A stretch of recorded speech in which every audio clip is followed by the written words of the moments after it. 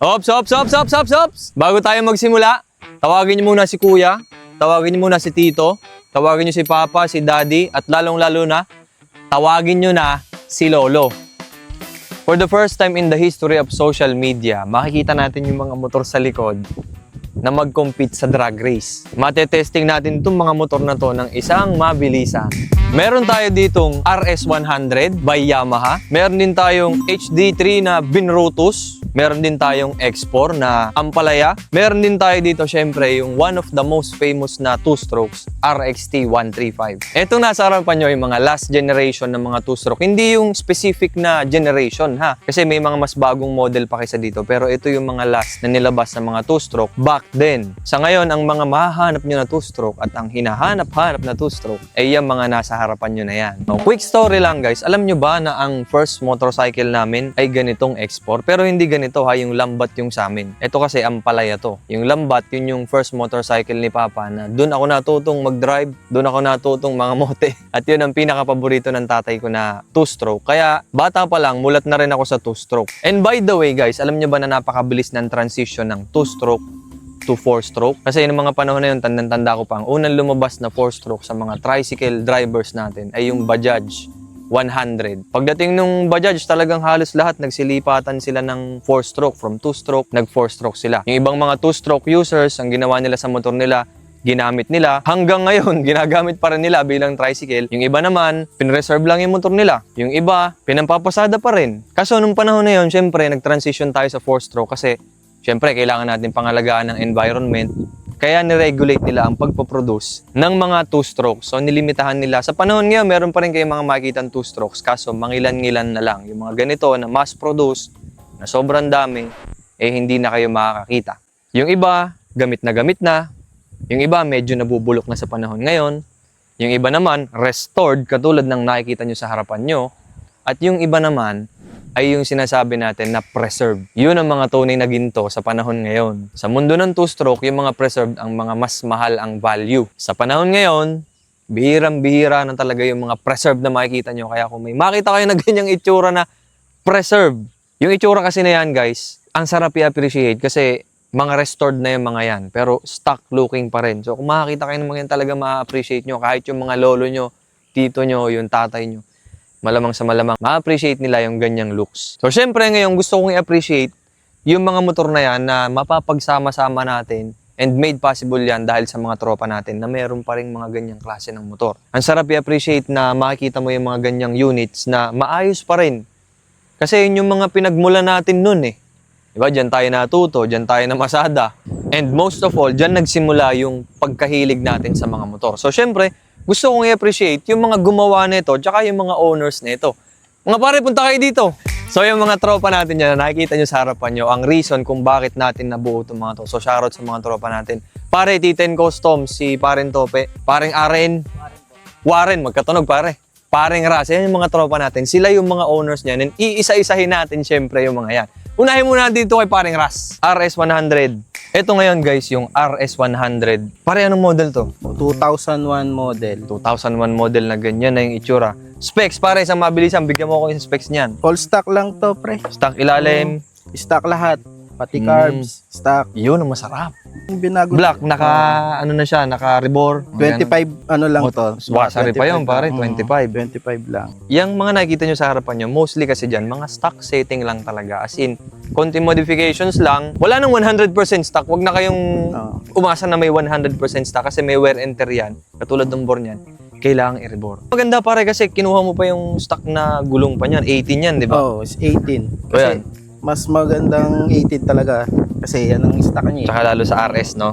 Bumabagay eh, no? Sprocket pare. Naka 30 to 15. Pare, salamat ah. Okay. Ayan, may ari ng RS. Dito naman tayo ngayon sa HD3 na Binrutus. Dito ako medyo na-interest guys sa HD3 na Binrutus. Kasi ang alam ko, ang ilalim ng HD3 tsaka ng Brutus ay almost same daw. Yung Brutus nga lang, 140cc. Tapos yung HD3, 125. So, anong ginawa mo dyan? Paano mo Binrutus yan, pare? Nag-counterbore po kami. Tapos, kaya po naging 140cc kasi po, 58mm na po yung black. Anong model, pare? Anong model? 2002 po. 2002. Ganyang looks. Very, very iconic. Nakuha pa rin nila pati to, yung handlebar na ito, ganyan looks din eh. Opo. Pati to, ganito din. Opo. Pero yung makina niya, stock carb, ganon. Stock po lahat.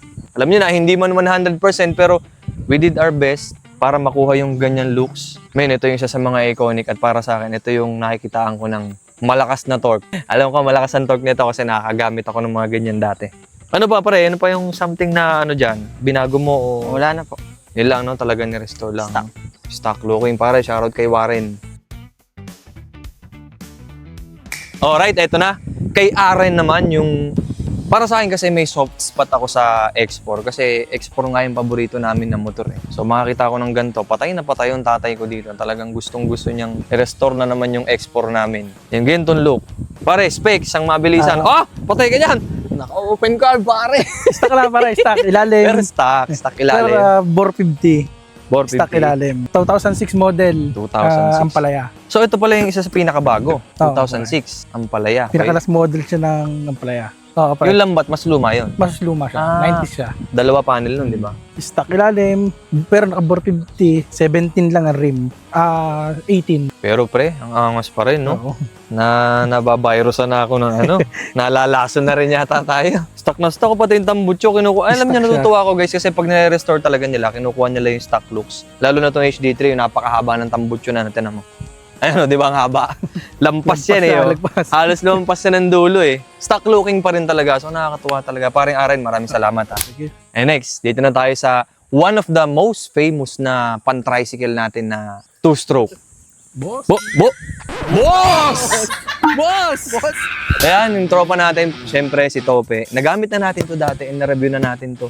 Men, talaga napakatuling lumalampas yung speedometer na ito. Pare, ikaw na mabilisan, specs lang. Stroke is 50 mm, tapos yung bore niya 58.5, bali naka-bore siya ng 0.50 mm. Stock carb, stock ilalim, stock gearing, 4-speed. Naka-17 kasi ang stock nito ay 16. Oh, mas Medyo maliit, no? rare na yung mga gulong tsaka yung rims ng 16 kaya mahirap. Mas mabilis kasi bumili ng mga gulong ng 17 Oo, no? compare sa 16. Working naman lahat, naka-restro, pwede Oh, natin ibiyahe. Pare, yabang. Nakarehistro. Pwedeng ibiyahe. Meron bang RXT na 5-speed? Meron din. Kasi napa-research ako. Meron nun sa Pilipinas. Kaso ano siya, RX-Z tsaka RX, ewan ko kung may RX King dito pero meron yata. RX-Z 6-speed, RX King 5-speed. May 6-speed pa. Yung RX-Z. Mas matuling daw yung 5-speed nito kaysa dun sa 4-speed eh, no? Yung ano, meron pa tong lower cc sa kanya na YT115. 115 naman. Kumbaga para siyang enduro type na dual sport pero mas matuling siya dito dahil 5-speed. Kasi 5-speed, no? And by the way, guys, pala, isang mabilisan lang. Ito nga lang palang X4 ang kabukod tanging 5-speed dyan. Lahat yan, mga 4-speed. Ngayon, kaya nagustuhan nung medyo marami yung X4 kasi 5-speed eh. May kinta ka, mas malakas din yung primera niya, hindi namamatay. Quick horsepower lang. Yung RS, wala akong mahanap na official pero approximately nasa 11 horsepower yung RS na yan. Horsepower naman, nung binrutos natin, 13 horsepower siya sa HD3 pero syempre, since upgraded na siya sa Brutus, we can assume na nasa around 14 to 16 horsepower yan. Ngayon, ito namang X4, 13.8 horsepower yan kasi bumawi siya halos dun sa transmission. May advantage yun kasi naka 5-speed yan eh. Ito namang RXT, ang rated niya ay 12 horsepower at yung upgraded naman o yung 5-speed. Sabi, maswerte kayo na nakita nyo sa harapan yung mga yan. Shoutout sa mga tropa natin ulit. Pero syempre, isang mabilisang soundcheck muna tayo. Soundcheck tayo ng RS100. Soundcheck. Raw sound to ha. Minor lang, pare, minor.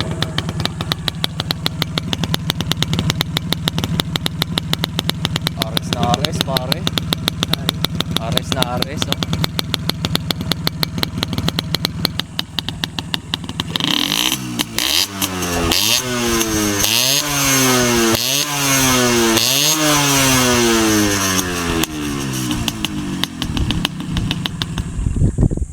Una pa lang yan, pre. Next naman natin itong binrutos. Mababa ang mga minura nito mga to eh. Sabi ko sa inyo, mababa minor nan. Game pare, sound check.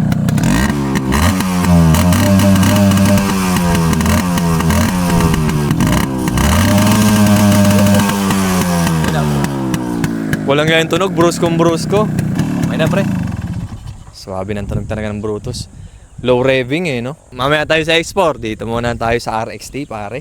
RXT, pare. Minor ba? Minor.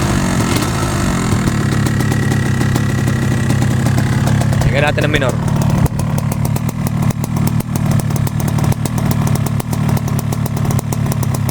Lang, no? Bomba!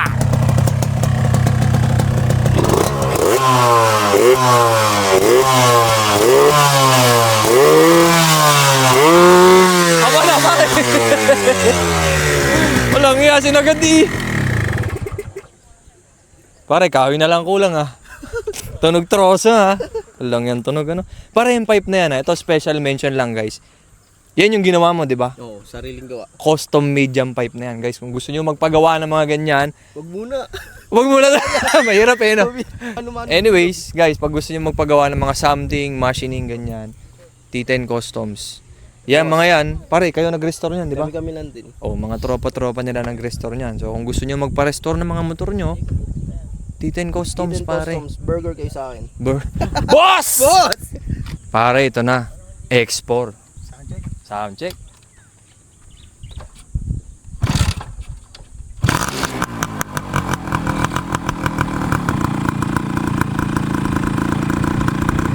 Export to. Di pare, konti bomba lang.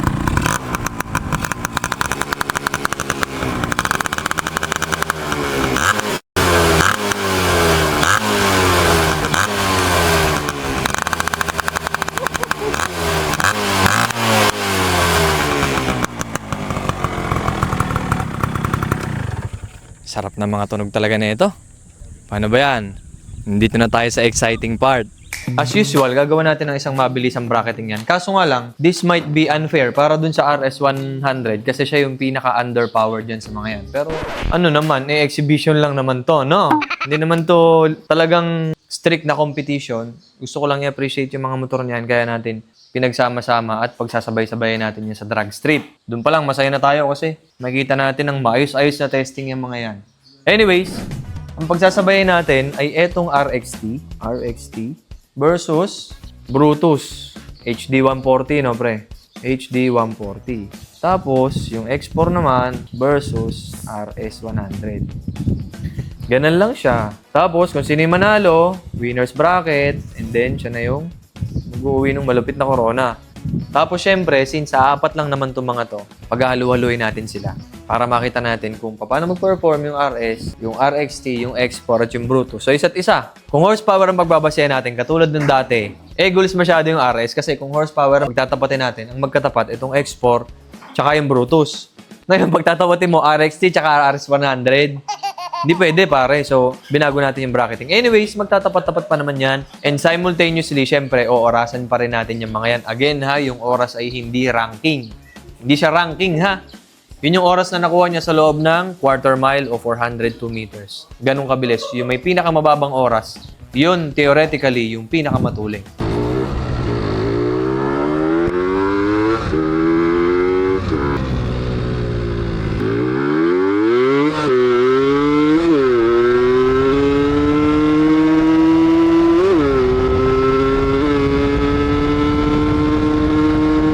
Maganda, bitaw mo. Okay na yun.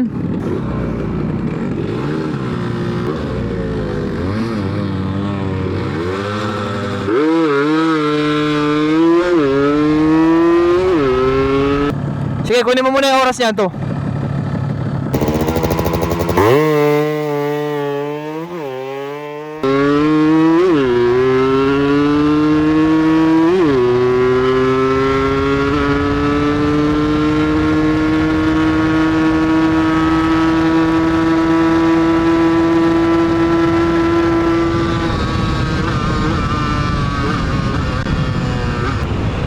Sprocket! High speed!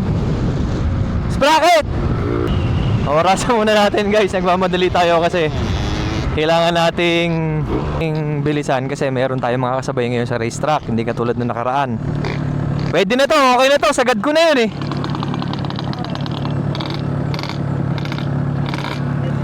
$16.5 $16.5 119 Wait lang, 16.504. Kulang to sa sprocket. Tukod ako. Sabi ko baka may high speed sila eh. Nabibitawan ko na, no? Testing ko yung X4. Hindi, todo naman na yata ni J2, no? Huwag na tayo magsayang ng oras. Kuha kang pabigat ni J2, boy! Kuya Per! 5 kilo. Dapat may pabigat. Okay na, oras nun, sure ka? Okay na din to. Gusto mo, try mo. Orasan mo. Mas matuling yan, mas magaan yan eh. Ang buhay.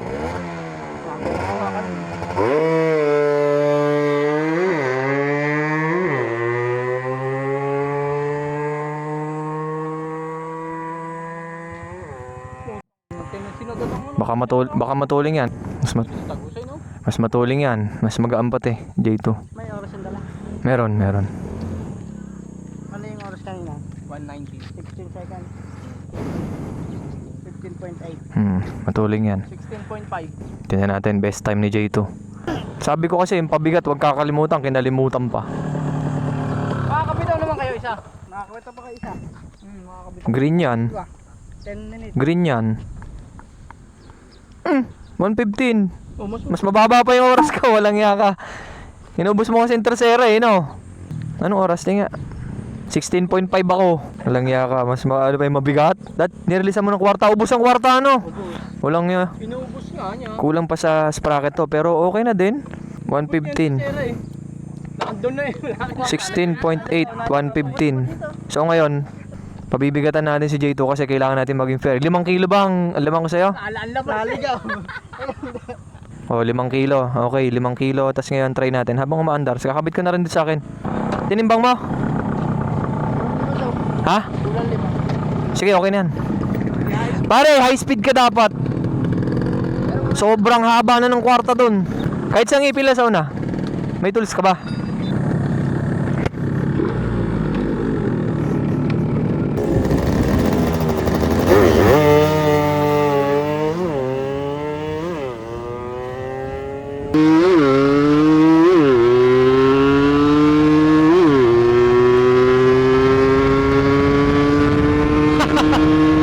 Walang yung RXT. Kulang pa sa gearing to.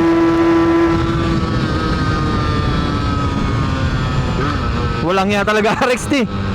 Grabe, wala nang intro yung pinaglaban na namin.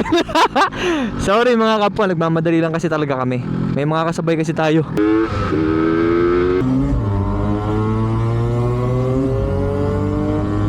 Isa pa, sige, best of 3. Isa pa.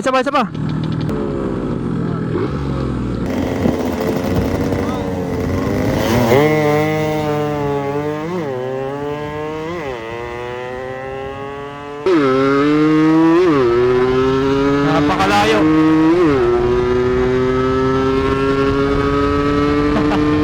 Grabe, RXT mo lang yan.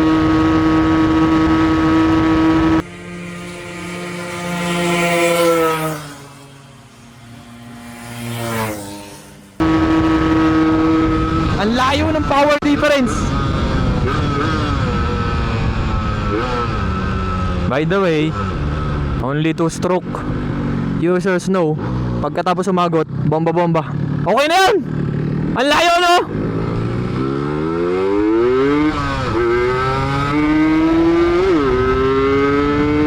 Grabe, oh.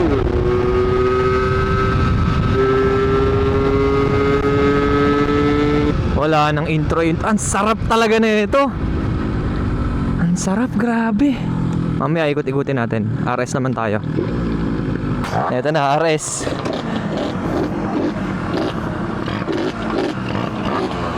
Huwag kayo maingay. Dadayain ko sali si J2. Lugi. Tinan ko lang yung oras ko kanina. Same pa rin. Pare, mas tumuling! Diyan, ipakita mo dyan.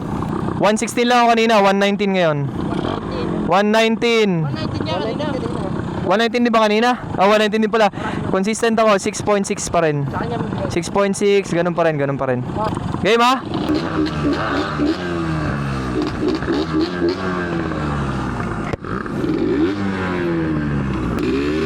Ugulangan natin si J2 kasi malakas naman makina niyan.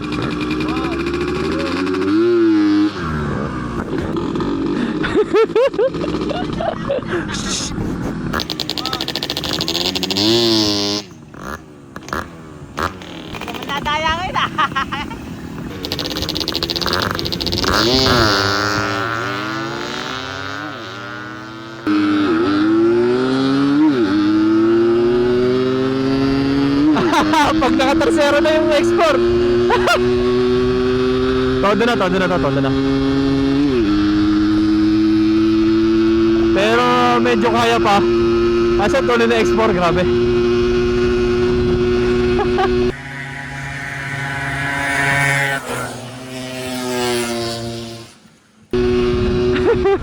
Inunahan ko na sa alis eh.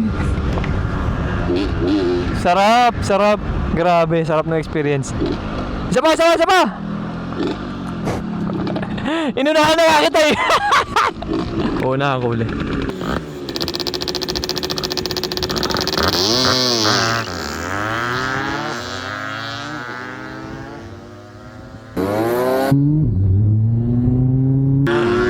Wala talaga.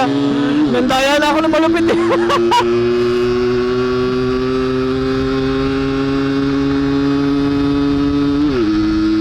Todo na ng RS eh. Pero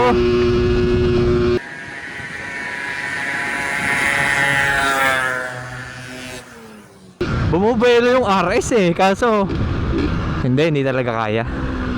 Hindi po pwedeng puro buwelo lang. Yung X4 may tuling talaga eh. Pare, wala, ginulawan ko na eh. Namatay talaga. Tignan mo pare, namamatay talaga RPM. Masyado high speed eh. Grabe yung RXT. Sisibak ng Raider talaga yan eh. Ayan sila naman. Shoutout sa mga kasabay natin ngayon. Pahinga tayo isang oras. Walang ya yung RXT. Pero dito sa speedometer, tuko na naman. Pare, mas tukod yung dati natin. Diba is bracket mo? Ano yung ngayon? 13 yan eh. 14 siguro, sakto lang. Yung dati mo eh. 14 sakto lang pre. 14. Parang flat na yun. Plat na talaga. Ang layo. Ubus na ubos. Parang nag-limit na yun Walang yun itong RXT na to pare. Di ba 119 kanina?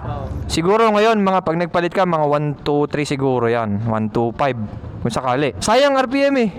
Walang yun ano to. Ang bilis. Di na ako nakapagsalita kanina sa ano eh. 190 sa GPS. 119. 190 mo tayo. Kala ko 190. Ang gaganda pare ito. Namamatay RPM. Namamatay RPM. Binitawan mo din. Sobrang high speed eh. Ayaw magalit pare. Yung 13 dito, kuha nila. Sobra naman. Oh guys, mamaya ulit tayo ha. Kasi wala na tayong oras. Mamaya ulit. Ayun na po guys. Siyempre, papalit tayo ng sprocket para mas mapatuling pa yung RXT. Shoutout sa mga tropa natin. Papalitan natin ang sprocket. Pare, ano yung ngayon? 13? 13. Papalitan natin yan ng 14. Para yung papalit doon, ipapalit naman dito sa RS kasi itong RS masyadong high speed. Pero pare, ang sarap! Grabe! Ang tutuling pa rin ito. Lalo itong RXT. Napakatuling, grabe. Sarap mag-drive. Alright, game. Nagpalit tayo ng sprocket dito. Papaurasan nila natin kay J2. Papaurasan nila natin. Ha? Pagpita mo, hindi pa naman yan eh. Ihabol mo na lang. Testing muna natin ito orasan. Pero ito na yung gagamitin ko ngayon. Brutus. Okay, game. Brutus versus RS100. Pero yung RS100 natin, orasan natin ng panibago. Mukhang matuling ang Brutus oh. Guys, pasensya na ha. Nagmamadali tayo. Wala nang etche bureche kasi may mga kasabay kasi tayo sa truck. May limited time lang tayo. Okay guys, ngayon RS100 versus Brutus 140. Binrutus pala na HD3. Binrutus.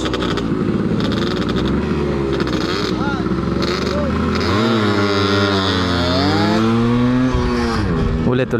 Sumasabay! No! Sumasabay no! Sumasabay sa primera! Napaganda yung sprocket ah. Mukhang maganda, mukhang mas gaganda ang oras nito. Sige ito, papaunahin kita. Ito, paunahin kita konti. Since underpowered naman, sige paunahin natin konti.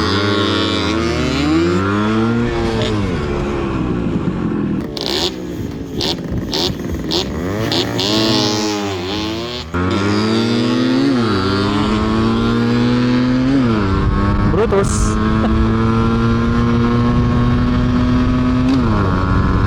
Bumabagsak RPM ng Brutus. Pero okay lang, malayo naman eh. Ayan na.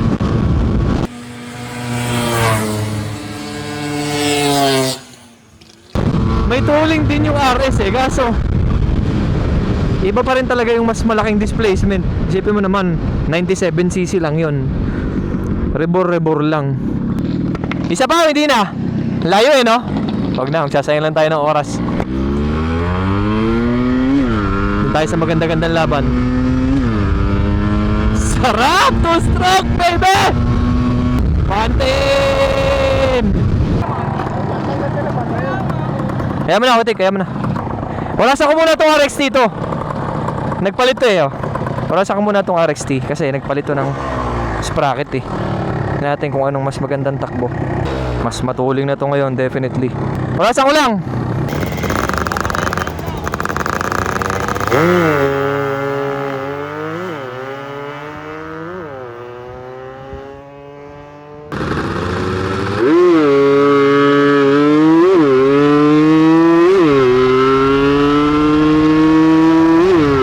Mas matuling to.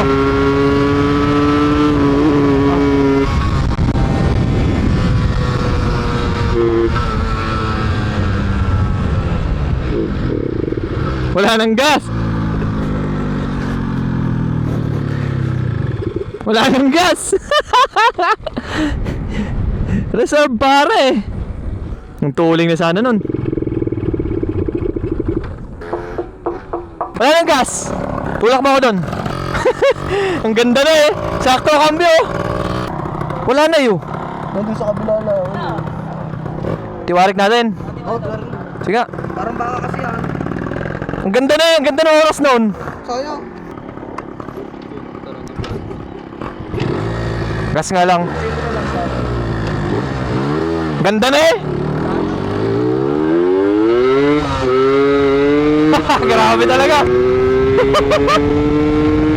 Humihila talaga eh.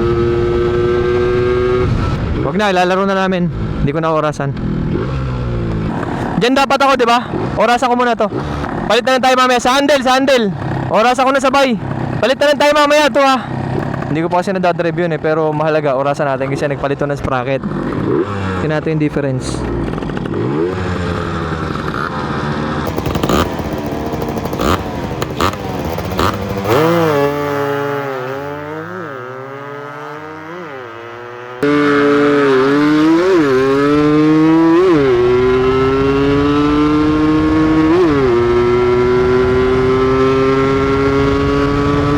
Ayan na! Lampas na naman!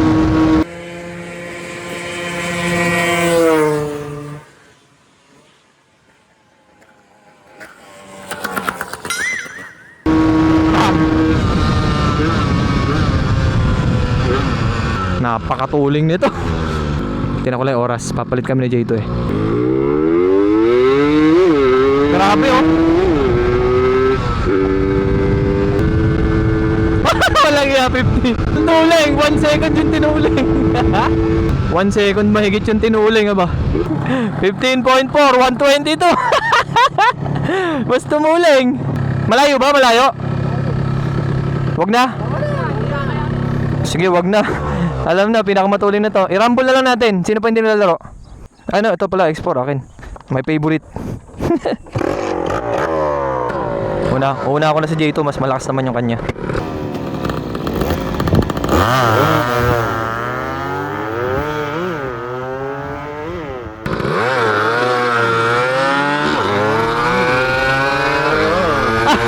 Wala kaya.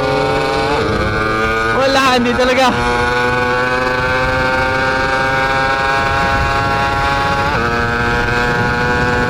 Wala, hindi talaga. 120 na oh.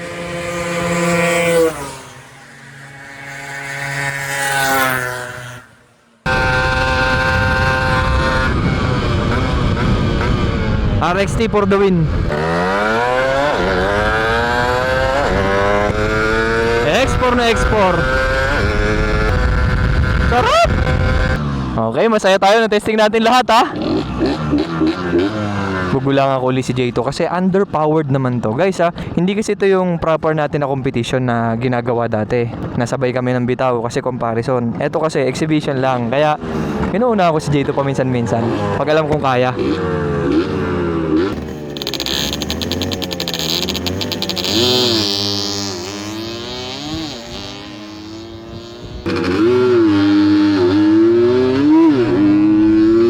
Wala talaga.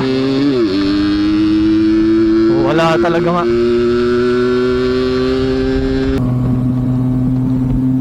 Wala talaga. No power.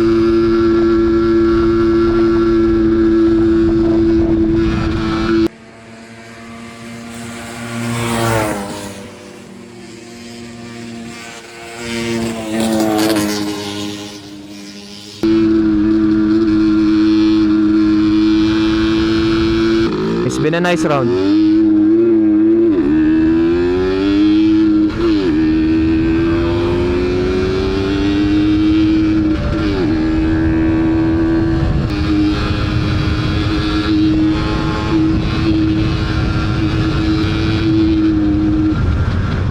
Hindi siya naglilimit. Kulang siya sa gasolina. Nauubusan ng gasolina. Export daw, tsaka Brutus. Magkakulay, magkakulay. Sabay lang tayo, sasabayan lang kita ha.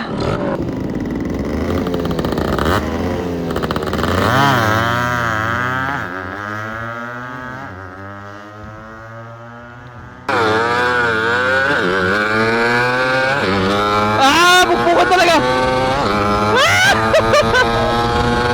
Wala. Hinta. Abuli mo. Abuli mo. Abuli mo.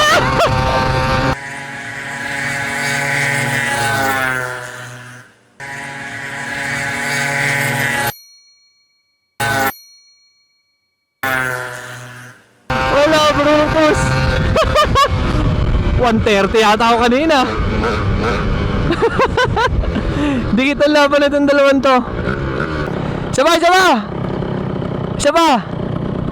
Ah, isa pa.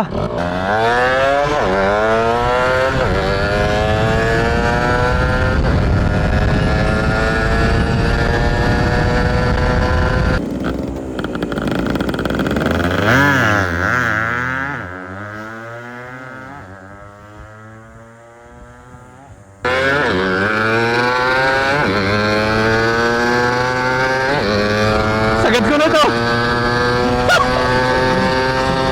Halika! Pabuli mo! Pabuli mo! Binulungan! Binulungan!